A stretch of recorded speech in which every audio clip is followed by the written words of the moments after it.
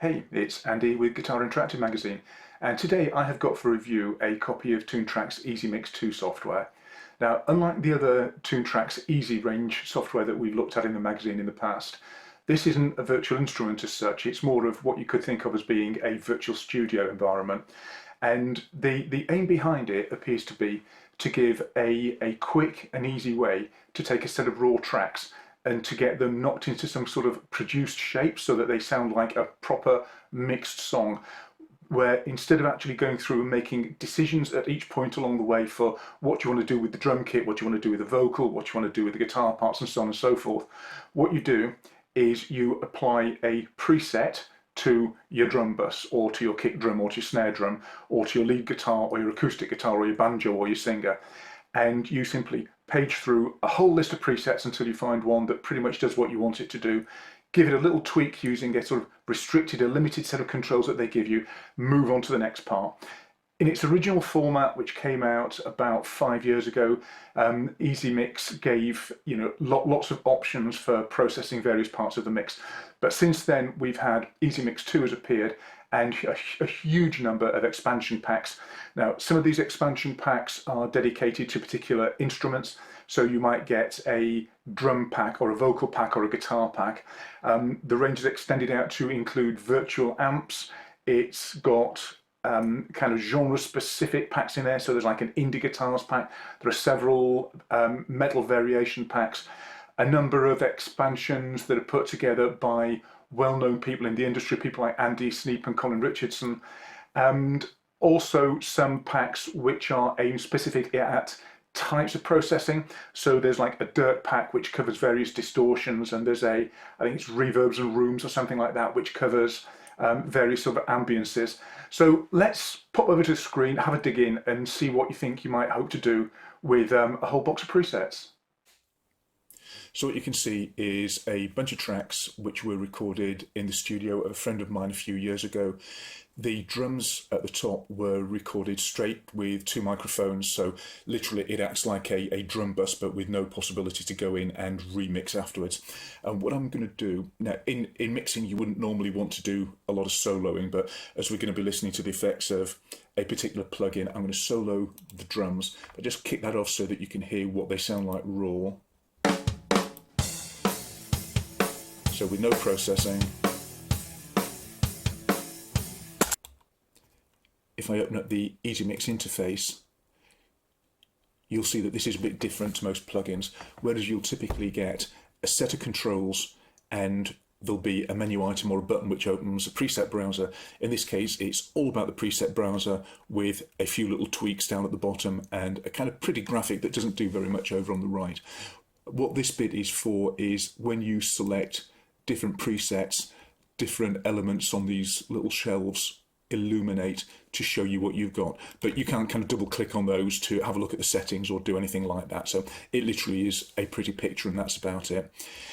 One of my slight frustrations with EZmix is that this window doesn't appear to be sizable, and with the amount of data that you've got sitting in this browser, it would be quite nice to actually be able to make it bigger to get that out to a full screen mode. What you can do is order the lists by any of these elements, and if we click on the menu button, Toontrack's always very good about putting very useful stuff right where you need it. So you've got the operation manual tucked in there, but you can adjust what browser columns you've got, and you can also adjust filter columns. The filters live under this button, and I'm going to use that now because we're going to say I've got effectively a drum bus here, so I want drums. The type I'm going to just limit down to looking at group bus, and because this is a rock kind of track, I'm going to look at rock. Don't care what the presets are. That now gives, sorry, I don't care what the preset pack is, so that now gives me a bunch of presets that should be in the right kind of general area for what I'm listening to. So if I kick off and simply start selecting,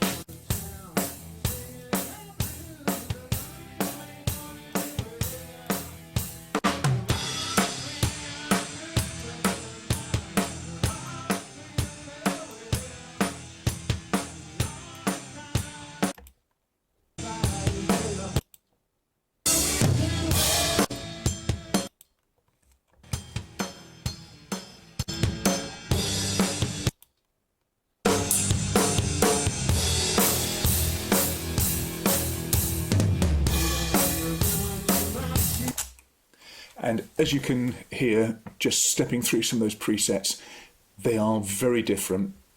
You may notice that most of the time when I'm tweaking down here, I'm actually turning things down. But here's one of the things that you do have to work around a bit. Let's say that you liked that drums comp bus 2 preset. But for whatever reason, perhaps because of the bleed, perhaps because of the way things were set up, it's got a little bit too much bottom end in it. There's no way that you can just add an equalizer within the preset. If you want to equalize it out, you actually need to go out, activate the equalizer elsewhere in your chain.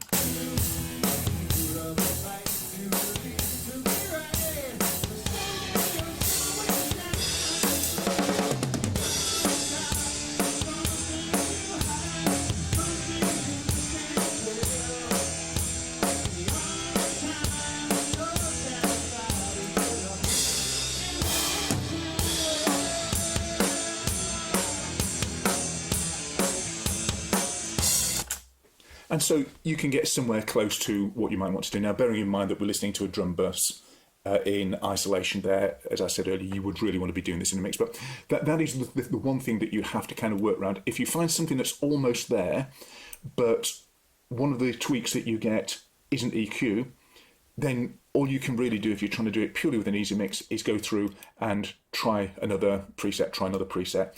But having said that, it's actually not too much to get somewhere near your sound, go out and tweak, but just to point that out. Right, a couple of little workflow things here. Let's just turn off the filter for a moment and let's say, no, that was a sound I really liked, or that was a sound I really liked. And I want a little bit more tape simulator on there, and I want the compression threshold a little bit lower down. Oh, hang on, what about if I wanted to try this one? When I then come back down here, my settings have changed back to the standard default. If I've got a big list here, I may not even be able to remember which setting I had. If you pop over to this little drop down, you get an option to copy the settings between 2 slots. So I can then go up, try something else, drum bus compression, totally different settings, compression attack. No, that's not doing what I want to do. Go back and switch back to my A setting, which gets me back to where I was. So it's not quite as handy as just having a big undo button sitting there, but it's certainly well worth doing when you're kind of fine tuning. And you can save your own presets. So that's always kind of quite handy to keep in mind. The other thing is that you may find that you really like the sound of this setting, and let's say that you weren't doing this kind of stuff. You can, of course, put another EZmix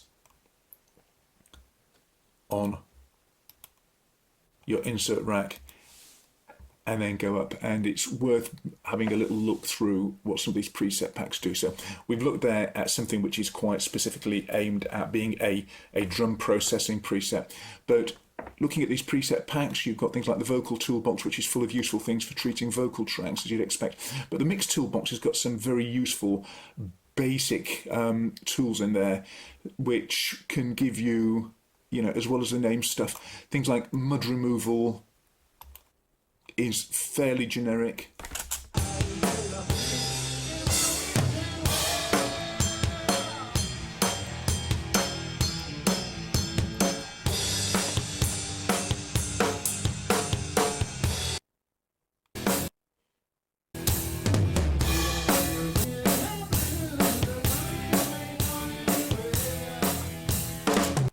So you may find that what you really want is something which is quite specific here, and then maybe something which just fine tunes that. So you can do what I did earlier. You can go to your equalizer or to another plugin, or stack up a couple of EZmixes. And I do sometimes think it would be nice, perhaps in EZmix2 we'll actually be able to put chains of presets together, but for the moment we can't do that. So there you go, that's EZmix2 in a nutshell.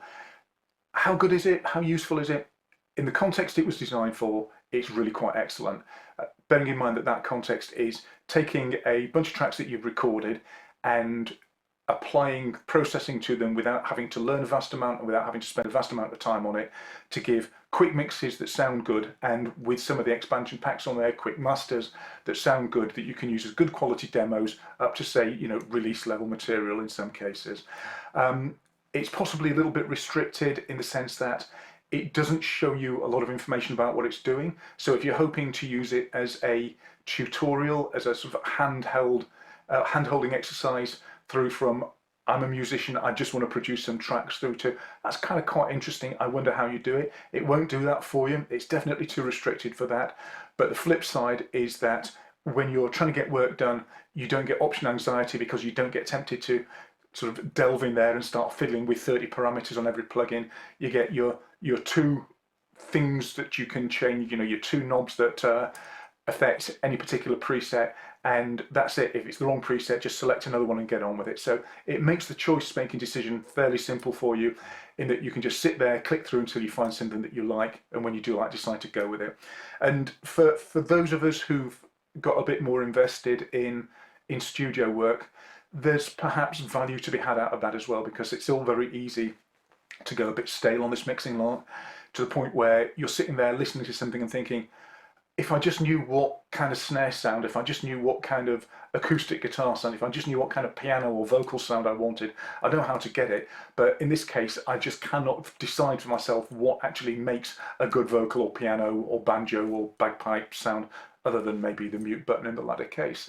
So having a big catalogue that you can open and just click through an entire sequence of vocal processing chains without worrying about what's in them until you find something that kind of does the job that you want can be, a bit of a sanity saver in its own right for that. So yeah, maybe on a couple of levels, I'd have to say I think Toontrack have done a good job out of something that actually looked like a very unlikely kind of product when it first came out 5 years ago. So yeah, nice one, Toontrack. Thanks very much for that. It's Andy Picker here. That is EZmix2. This is Guitar Interactive. I'll see you next time out.